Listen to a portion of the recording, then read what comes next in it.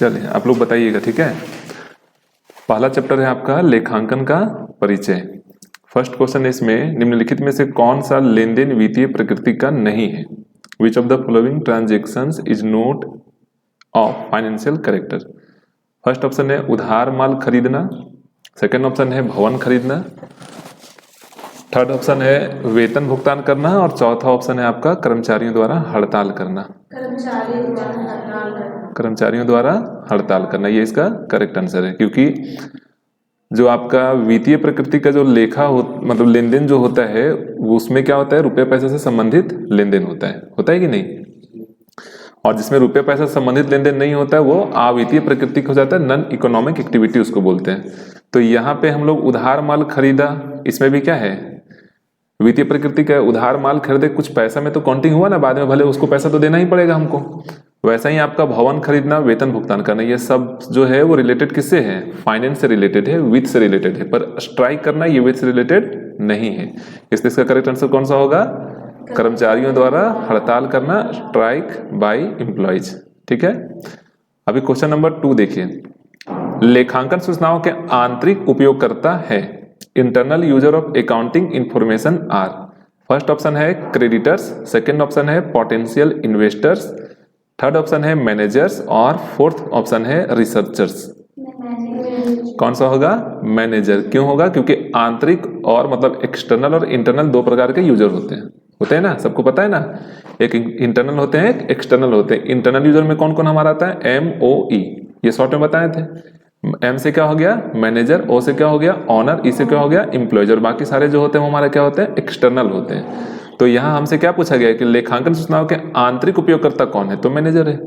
ठीक है, तो इसका करेक्ट आंसर कौन सा हो जाएगा, C नंबर। ठीक।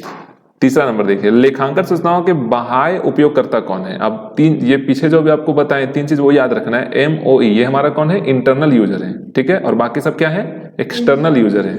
तो आपसे इस बार क्या पूछ रहा है कि external users of accounting information are. First option है रिसर्चर्स, गवर्नमेंट, टैक्स ऑथोरिटीज और ऑल ऑफ द एबव। तो इसमें ये सारे क्या है, एक्सटर्नल यूजर है, बाह्य उपयोगकर्ता है, इसलिए सब का सब आंसर होगा तो ऑल ऑफ द एबव आपका करेक्ट हो जाएगा। ठीक है। अब है 4 नंबर, कार्यालय भवन के लिए किराया, कार्यालय भवन के किराए के रूप में 5,000 रुपया एक ... है। क्या है ये, इवेंट है, ट्रांजेक्शन है, बोथ A एंड B है और इनमें से कोई नहीं है। ट्रांजेक्शन और इवेंट ये दोनों है। ठीक है, क्या क्या है, ट्रांजेक्शन और इवेंट दोनों है। 5,000 paid as rent of office premises is event and transaction. ठीक, ये बात ध्यान रखिएगा। 5 नंबर में क्या लिखता है, लेखांकन में लेखा होता है, in accounts recording is made of. कौन सा लेखा होता है, तो केवल वित्तीय लेन देनों का लेखा होता है, ओनली फाइनेंशियल ट्रांजेक्शंस। केवल गैर वित्तीय लेन देनों का लेखा होता है, ओनली नॉन फाइनेंशियल ट्रांजेक्शंस। वित्तीय और गैर वित्तीय लेन देनों का लेखा होता है financial and non financial transactions. और स्वामी के निजी लेन देनों का लेखा होता है, यानी कि personal transaction of the proprietor. Only financial transaction, जिसको हम लोग मनी के रूप में मेजरमेंट कर सकते हैं, हम अकाउंटिंग में केवल उन्हीं का लेखा करते हैं, बाकियों का लेखा नहीं करते। जैसे आपको एग्जांपल में क्या बताए थे कि अगर आप राम को 10,000 रुपये सैलरी के रूप में दिए, या श्याम को वेजेज दिए, या रूम का रेंट दिए, ठीक है, या आपने एक मशीन परचेज करा, ठीक है, या क्रेडिटर्स को भुगतान किया, या डेटर से आपको पैसा मिला, ये सब क्या है आपका मनी के रूप में। आप इसको मेजरमेंट कर सकते हैं कि कितना पैसा मिल रहा है या कितना आप दे रहे हैं। लेकिन यहाँ पे क्या पूछ रहा था क्वेश्चन में कि लेखांकन में लेखा होता है, तो हम लोग अभी क्या देखें, मनी, और जिसको हम लोग मनी के फॉर्म में मेजरमेंट नहीं कर सकते। जैसे कर्मचारियों द्वारा स्ट्राइक हो गया, आपके यहाँ से कोई कर्मचारी छोड़ के चला गया, ठीक है, तो जिसको हम लोग मनी के रूप में मेजरमेंट नहीं कर सकते। जैसे आपको बोल दिया कि 1 कट्ठा आपने जमीन खरीदा, तो कितना का है वो तो पता नहीं, लेकिन अगर उसमें ये बोले कि 1 लाख रुपए का जमीन खरीदा, तो मनी के रूप में मेजरमेंट हुआ। पर अगर आपको सिर्फ इतना बोला गया 1 कट्ठा जमीन खरीदा गया, वो मनी के रूप में मेजरमेंट नहीं हुआ, तो उसका लेखा हम लोग नहीं करते। इसलिए इसका करेक्ट आंसर कौन सा हो जाएगा, ओनली फाइनेंशियल ट्रांजेक्शन। ठीक है। 6 नंबर में क्या लिखता है, पुस्तपालन का मुख्य उद्देश्य है, the main objective of book keeping is complete recording of transactions, यानी कि सौदों का पूर्ण अभिलेखन, व्यवसाय का वित्तीय प्रभाव का निर्धारण, ascertainment of financial effect on the business, उसके बाद है आपका व्यवसाय पर वित्तीय प्रभाव का निर्धारण, ascertainment of financial effect on the business और analysis and interpretation of data और A and B both. A and B both. एक मिनट। तो छठा नंबर क्वेश्चन का करेक्ट आंसर क्या हो जाएगा? ए एंड बी, यानी कि सौदों का पूर्ण अभिलेखन और व्यवसाय पर वित्तीय प्रभाव का निर्धारण।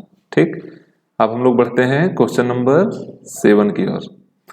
बोलता है 1 सितंबर को कश्यप ने 2000 रुपये किराया दिया, इसे किस रूप में वर्गीकृत किया जाएगा?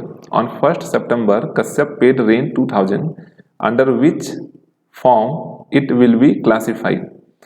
एन इवेंट यानी कि एक घटना, एक लेन देन यानी कि ए ट्रांजेक्शंस, उसके बाद बोलता है एक लेन देन तथा साथ ही एक घटना, an event and also as a transaction, और ना तो लेन देन ना ही एक घटना, neither a transaction no an event.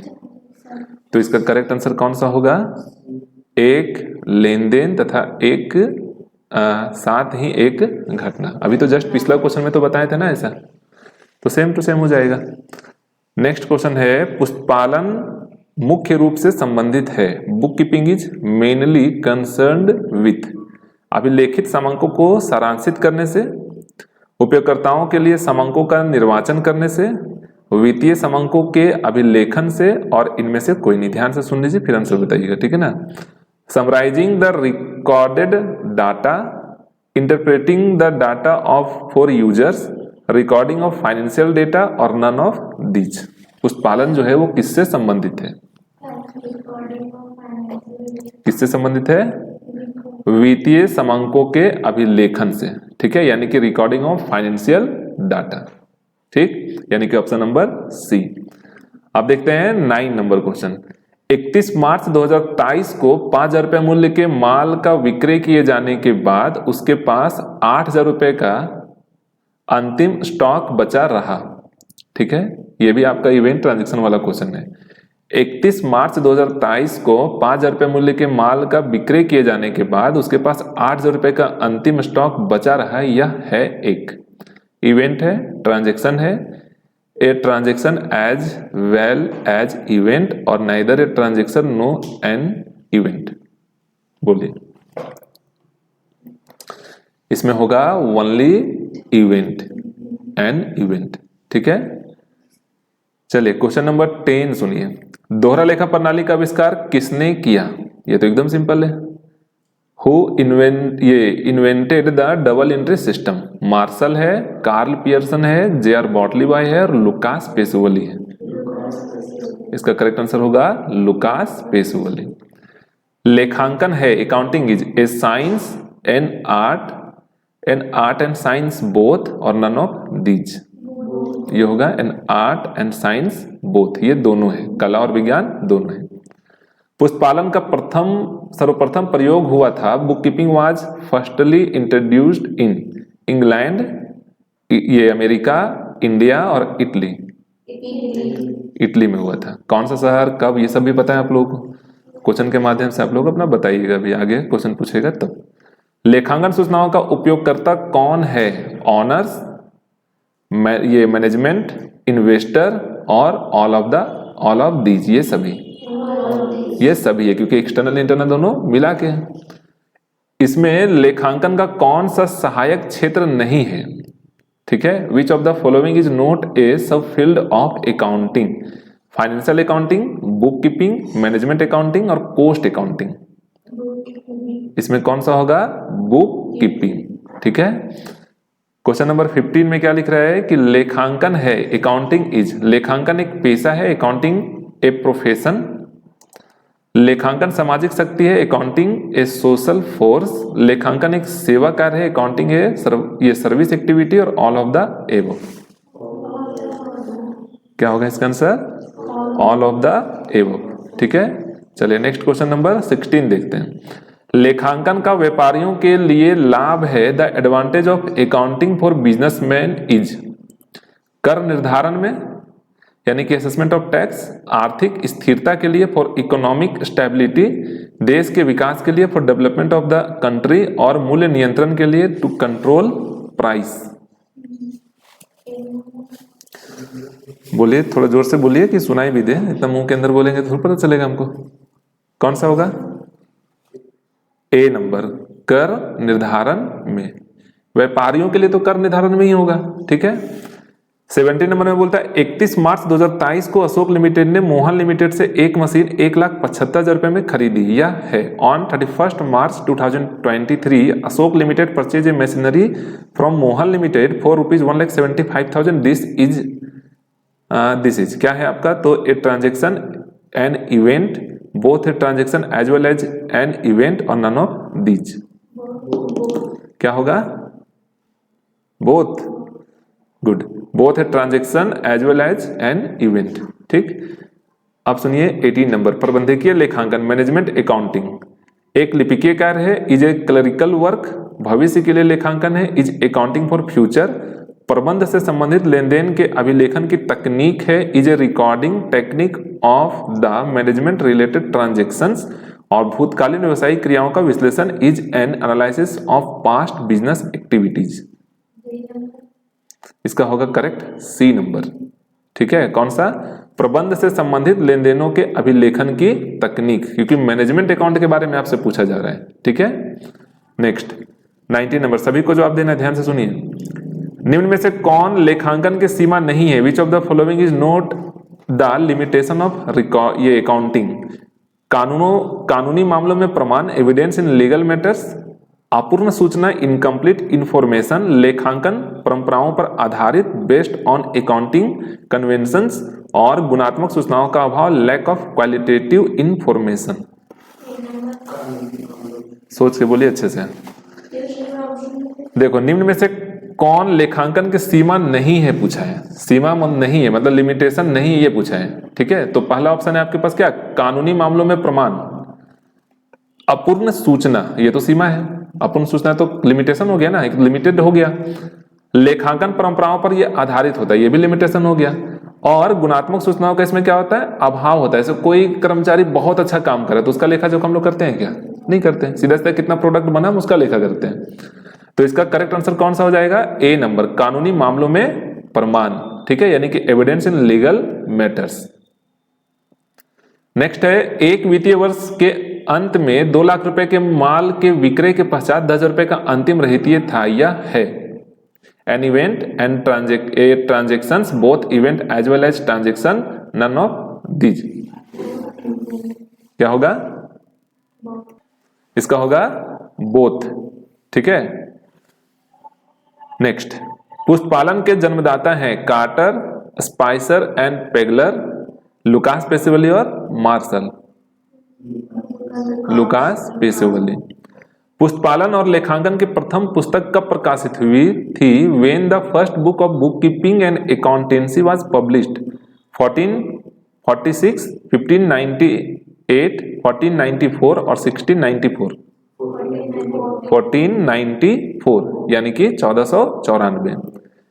निम्न लेखांकन सूचनाओं की गुणवत्ता का निर्धारक तत्व तो नहीं है। Following is the qualitative characteristics of accounting information. Reliability यानी कि विश्वसनीयता, सिंप्लिसिटी यानी कि सरलता, रिलेवेंस यानी कि संबद्धता और बोधगम्यता यानी कि अंडरस्टैंडेबिलिटी। तो बोलिए इसमें कौन सा होगा? सरलता, सिंप्लिसिटी। ठीक है, उसके बाद है, सभी को जवाब देना है। आप लोग क्यों नहीं दे रहे जवाब? तो दे रहे हैं, दे रही हैं, आप दोनों नहीं दे रहे। बोलना पड़ेगा ना। लेखांकन शुरू होता है जहां अकाउंटिंग बिंग वेयर, पुष्पपालन खत्म होता है बुक कीपिंग इंड्स, व्यवसायिक व्यवहार खत्म होता है बिजनेस ट्रांजेक्शन इंड्स, और लेखाक्रम खत्म होता है अकाउंटेंसी इंड्स, और लेखा अवधि खत्म होती है अकाउंटिंग पीरियड्स इंड। जहां पुष्पपालन समाप्त होता है वहां से लेखांकन स्टार्ट होता है। ठीक है, इसका करेक्ट आंसर कौन सा हो जाएगा? ए नंबर। ठीक है, उसके बाद है लेखांकन की भाषा है, the language of accounting is money, transaction, business और नन ऑफ दीज। क्या होगा? बिजनेस, मनी होगा। ठीक है, क्या होगा? मनी। लेखांकन में लेखे किए जाते हैं accounting record transactions in terms of commodity unit में करते हैं, मॉनेटरी यूनिट में करते हैं, प्रोडक्शन यूनिट में करते हैं और none of these. Monetary unit में करते हैं, मुद्रा मात्रक में करते हैं, ठीक है। जिसको मनी के रूप में मेजरमेंट कर सकते हैं उसी का लेखा करते हैं, अभी जस्ट बताए थे पहले। 27 नंबर क्वेश्चन देखिए, निम्नलिखित में से किसे ये व्यापार की भाषा कहा जा सकता है? इकोनॉमिक्स, अकाउंटेंसी, इंग्लिश और स्टैटिस्टिक्स। इकोनॉमिक्स, इकोनॉमिक्स कहां से आ गया?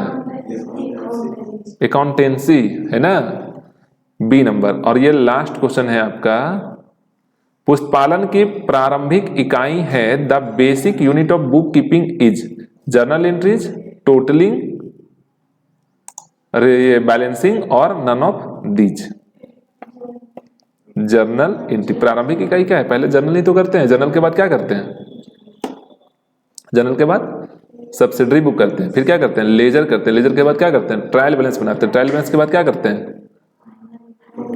फाइनल अकाउंट बनाते हैं। इसमें कितने खाता बनाते हैं? 3 खाता। कौन कौन सा?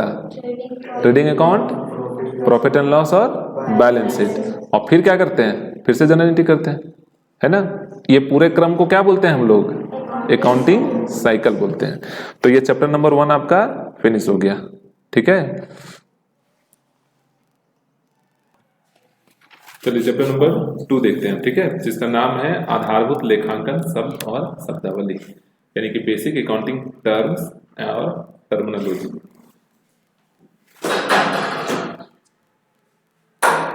इसका पहला क्वेश्चन है, चालू संपत्ति है current assets is land, building, machinery और स्टॉक। क्या होगा? चालू संपत्ति हमारा स्टॉक होगा। चालू संपत्ति का क्या परिभाषा था? कि वैसी संपत्तियां जो 1 साल के अंदर कैश में परिवर्तित हो जाएगा, ठीक है, इसको हम लोग क्या बोलेंगे? Current assets. और वैसी संपत्तियां जो आपके व्यवसाय में लॉन्ग पीरियड तक रहेगा, जिसमें एक ह्यूज अमाउंट खर्च होता है, बड़ा अमाउंट खर्च होता है, जो लाभ बढ़ाने के लिए यूज होता है और जो लंबे समय तक आपके बिजनेस में रहता है, जिसको बेचने के उद्देश्य से नहीं खरीदा जाता, उसको हम लोग क्या बोलते हैं? अस्थायी संपत्ति, फिक्स्ड एसेट्स, ठीक है। एक और संपत्ति आता है आपका लिक्विड एसेट्स, क्विक एसेट्स या एसिड टेस्ट एसेट्स।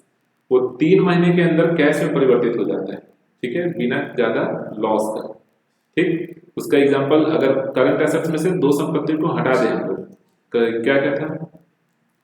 तो एक था आपका स्टॉक और एक था प्रीपेड एक्सपेंस। ये दोनों को अगर हम हटा दें तो बाकी जो संपत्ति करंट एसेट्स में बच जाता है वही हमारा क्या कहलाता है?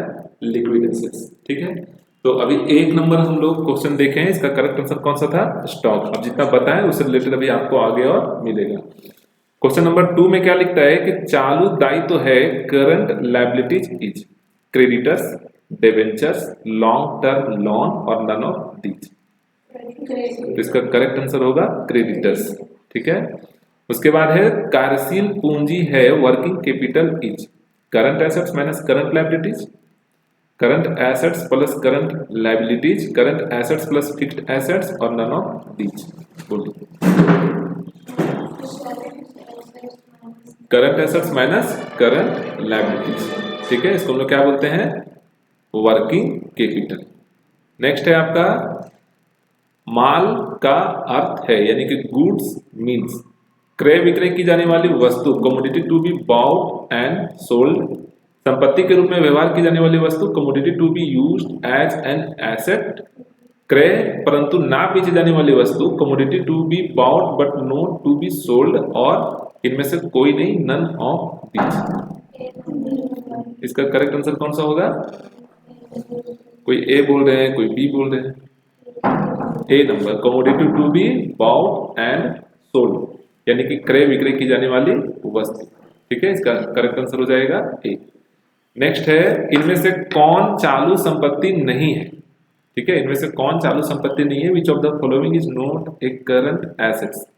प्रीपेड एक्सपेंस, डेटर्स, फर्नीचर और बिल्स रिसीवेबल। फर्नीचर, फर्नीचर जो है वो कौन सा संपत्ति है? फिक्स्ड एसेट्स है, ठीक है। इनमें से कौन मूर्त संपत्ति नहीं है? Which of the following is not A tangible assets? Motor car, goodwill, stock और बिल्डिंग। गुडविल, ठीक है, ये हमारा क्या कौन संपत्ति है? इनटेंजिबल। फिक्स्ड एसेट्स को भी 2 भाग में बांटते हैं ना, टेंजिबल और इनटेंजिबल। इसको इंग्लिश में, हिंदी में क्या बोलते हैं? मूर्त और अमूर्त। वैसे संपत्तियां जिसको आप देख सकते हैं, छू सकते हैं, अनुभव कर सकते हैं, ठीक है, उसको हम लोग क्या बोलते हैं? मूर्त संपत्ति, और वैसी संपत्ति है जिसको ना आप देख सकते हैं ना छू सकते हैं, केवल क्या कर सकते हैं, अनुभव कर सकते हैं, वो हमारा क्या कहलाता है, इनटेंजिबल एसेट। तो आपको क्वेश्चन में क्या पूछा कि विच of the following is not A tangible asset, इसमें से कौन सा टेंजिबल एसेट्स नहीं है, तो गुडविल, ठीक है, इसका करेक्ट आंसर हो जाएगा। नेक्स्ट है व्यापारिक कटौती, ट्रेड डिस्काउंट इज, भुगतान प्राप्त करने के समय दी जाती है, allowed at the time of receiving payment, माल विक्रय के समय दी जाती है, allowed at the time of sale of goods both A and B, और allowed in all the cases. ये सब कब होता है, ट्रेड डिस्काउंट कब देते हैं, माल विक्रय के समय, ठीक है। चलिए नेक्स्ट देखिए, नगद कटौती, कैश डिस्काउंट इज, माल के विक्रय के समय दी जाती है, allowed at the time of sales of goods, भुगतान करते समय प्राप्त होती है, received at the time of making payment, माल के क्रय के समय प्राप्त की जाती है, received at the time of purchase of goods, और ऑल ऑफ द एबव। इसका करेक्ट आंसर होगा बी, भुगतान करते समय प्राप्त होती है।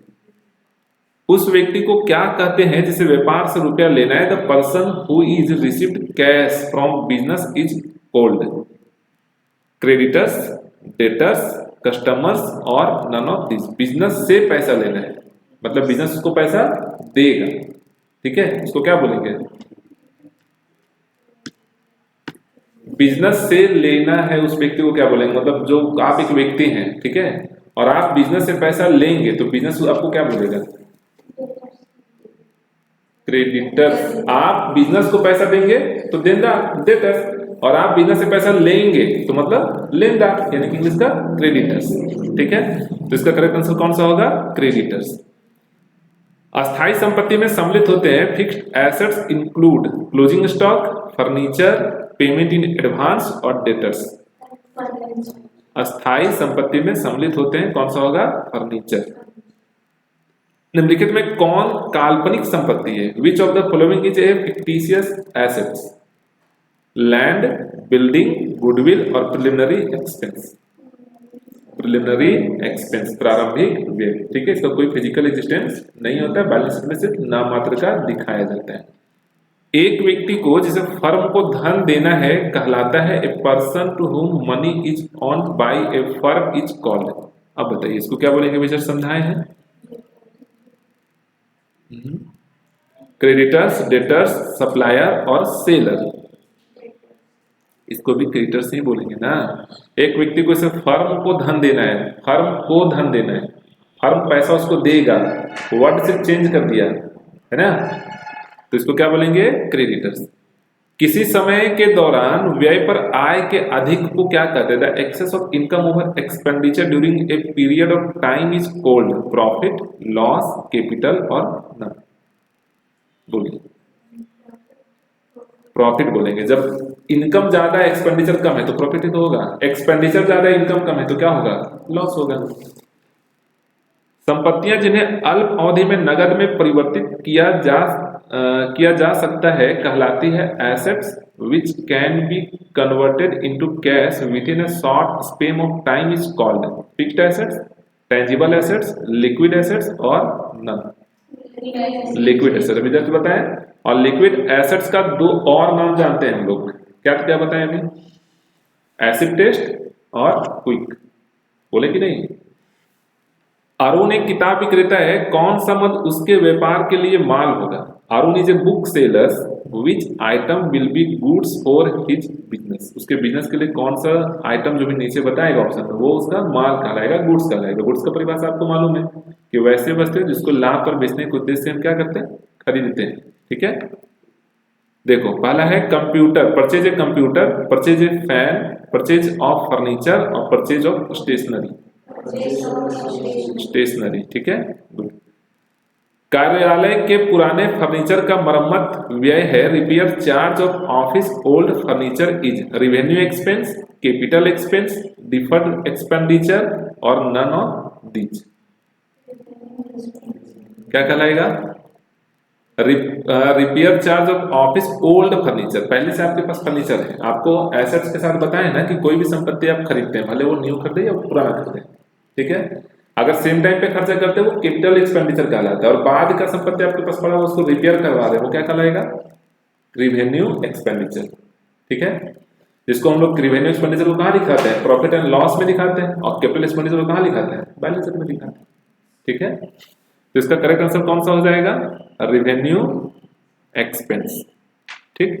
नेक्स्ट, निश्चित तिथि के पहले मूल्य का भुगतान करने वाली व्यापारी को दी जाती है। मान लो एक निश्चित टाइम था कि 1 महीने बाद आपको पैसा देंगे और 15 दिन में ही आपको पैसा देंगे, ठीक है।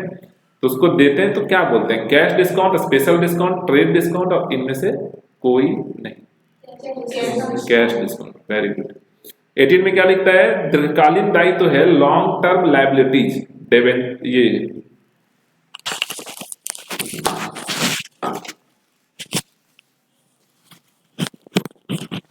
आवाज थोड़ा कम गया होगा, माइक लगाए नहीं थे ना। चलिए दोबारा से देखते हैं। दीर्घकालीन दायित्व तो है long term liabilities, debentures, bills payable, creditors और आउटस्टैंडिंग एक्सपेंस। कौन सा होगा, डिबेंचर्स। उसके बाद है चालू दायित्व का क्या अर्थ है, जैसे भी एसेट्स के बारे में बताए थे कि 12 महीने या 1 साल के कम का रहेगा वो करंट एसेट्स, 1 साल से ज्यादा का रहेगा वो ये फिक्स्ड एसेट्स। वैसे ही आपका लायबिलिटीज के साथ 12 महीने से कम का रहेगा तो करंट, और 12 महीने से ज्यादा का लायबिलिटीज रहेगा तो क्या करेंगे उसको, फिक्स्ड, अस्थाई, ठीक है। तो यहां बोलता है चालू दायित्व से आशय जो 12 महीने के अंदर दे हो, which are payable within 12 months, जो 60 महीने के अंदर दे हो, which are payable within 60 months, और जो 50,000 से कम हो, विच आर लेस देन 50,000, और जो तुरंत दे हो, which are payable immediately. A number, which are payable within 12 months. उसके बाद चालू संपत्ति से आशय है करंट एसेट्स मीन जो अल्प अवधि में या 12 माह के अंदर नगद में परिवर्तनीय हो या उपभोग किया जाता हो, which are converted into cash और consumed within a short period या विद इन 12 मंथ्स। दूसरा है जो संपत्ति, वो संपत्ति जो 50,000 रुपए से कम की हो, all assets which are less than 50,000, व्यापारिक देनदारों को छोड़कर अन्य सभी संपत्तियां, all assets other than trade debtors, और सिर्फ हस्त रोकड़ एवं बैंक में रोकड़, only cash in hand and cash at bank. First number है ना, जो अल्प अवधि में 12 माह के अंदर नगद में परिवर्तनीय हो या उपभोग किया जाता हो। नेक्स्ट, कार्यालय भवन का भाड़ा 2,000 रुपए दिया या है, फिर से वही क्वेश्चन आया आपका, इवेंट, ट्रांजेक्शन, बोथ और नन ऑफ दीज। क्या होगा, कार्यालय भवन का किराया दे रहे हैं, अच्छे से सोचिए फिर बताइए।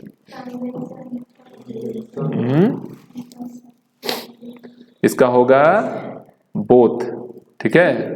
थोड़ा अगर कंफ्यूज करते हैं तो तुरंत क्यों हो जाते हैं आप लोग, कॉन्फिडेंट रहिए। स्वामीगत पूंजी के अलावा संस्था के दायित्वों को क्या कहा जाता है, जो स्वामी जो पूंजी लगाता है, ऑनर जो पूंजी लगाता है व्यवसाय को चलाने के लिए, उसके अलावा जो कैपिटल लगता है उसको क्या बोलते हैं, तो एसेट्स बोलते हैं, लायबिलिटीज बोलते हैं, कैपिटल बोलते हैं, और नन ऑफ दीज नहीं। लायबिलिटीज कैपिटल तो बोलते ही है, ऑनर जो पैसा लगाता है उसको कैपिटल ही बोलते हैं। आप याद करो जब हम लोग अकाउंटिंग ट्रांजैक्शन पढ़ रहे, अकाउंटिंग इक्विजिशन पढ़ रहे थे तो क्या लिखते थे, assets is equal to capital plus liabilities, लिखते थे कि नहीं। तो इसको क्या बोलेंगे, लायबिलिटीज। और ये चैप्टर नंबर 2 आपका यहां से फिनिश हो गया।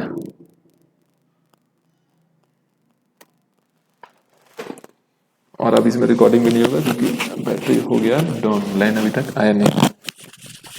यहाँ रख दिए थे, आवाज गया नहीं होगा से, तो फिर से रीड कर दीजिएगा, पास और इतना मेहनत कौन करेगा, रीड कर लीजिएगा, नहीं आ जाएगा बस। आप लोग को दिखाते हैं कैसा रिकॉर्डिंग हुई है भी आप लोग